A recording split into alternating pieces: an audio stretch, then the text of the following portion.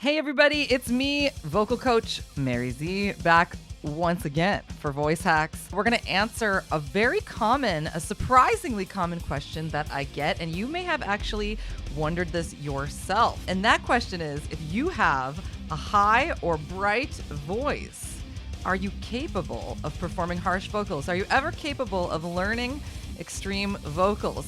A lot of people are of the opinion that if they have a high or brighter voice, that they are unable to learn extreme vocals. Perhaps you've even been told this by someone. But let's go ahead today and look at the myths and truths of this issue and really get you the correct answer.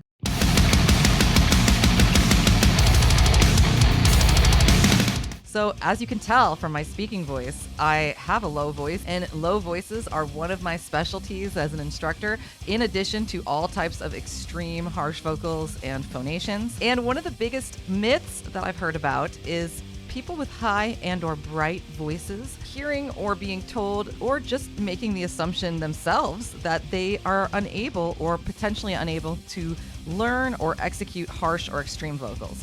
As a vocal coach, if this were true, I would have only coached people with low voices so far.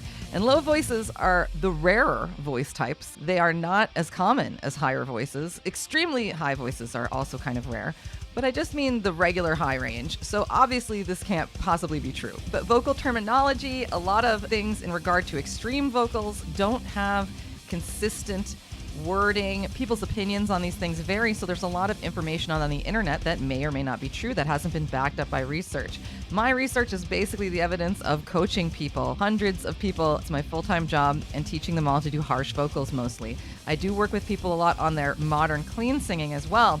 But at the end of the day, the harsh vocals are what I'm seeing most of the people for. And in my opinion, people with high voices can absolutely learn to perform harsh vocals. And certainly many of us have heard people with higher or brighter singing voices either come in and do extreme vocals. Think of some of the higher voiced metalcore singers who have no problem singing extremely high and then going into extreme vocals. Look at a band like Northlane, for example. I think would be a great example of a very high voice doing very extreme vocals. And then we also have people with high voices doing distortion with their sung pitches, like Nora from Battle Beast and other women like that, Ann Wilson. We certainly hear high voice people doing raspy or distorted singing.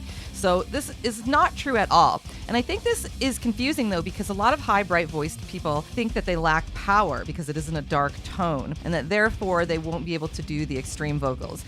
In my opinion, as a coach, having taught many people to do these things, I think the bigger factor is not someone's vocal range, the physical strength in your breathing capacity. So you need to work on that and build it up athletically.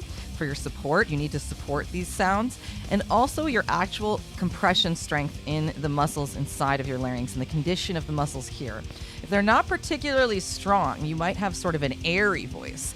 And then this would be a larynx structure that muscularly might not be ready to support some of the vibrations and some of the flapping around of the tissues that we do in here. But there's plenty of ways to build up that strength. So if you have a high or bright voice, or even a voice that you feel like is sort of airy or thin, and you're just not sure about how to start learning distortion or anything like that, I would start by trying to work on the false chord scream, what I call the false chord scream in my teaching, which is the vocal cords open and you flap around various tissues in the false chords and in the soft palate and the sinuses and the uvula. It involves the least amount of requirement of strength in the actual larynx muscle structures and ligament structures. So if you feel like you're new and that your tones and your speaking voice are a little weaker or it's not as strong, I would start with false chord screaming first. But this is still going to require a lot of breath support. So if you guys are interested, on the channel here, I have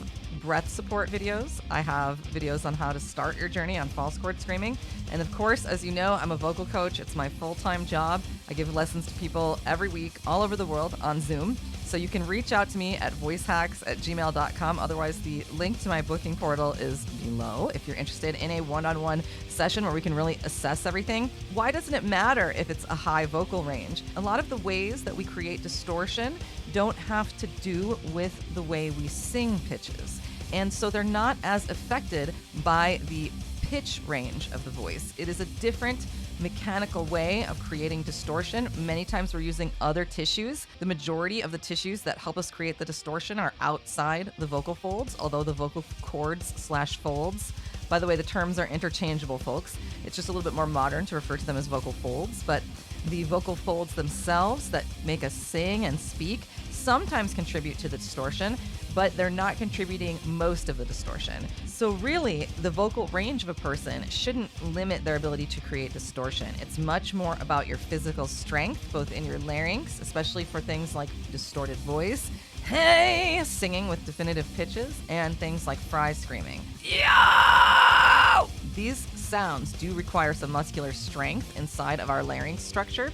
And if you want to build that up, I recommend using exercises that involve straws, like resistance Z's. I have a really great exercise on the channel here about how to build your fry scream up using a water and straw technique.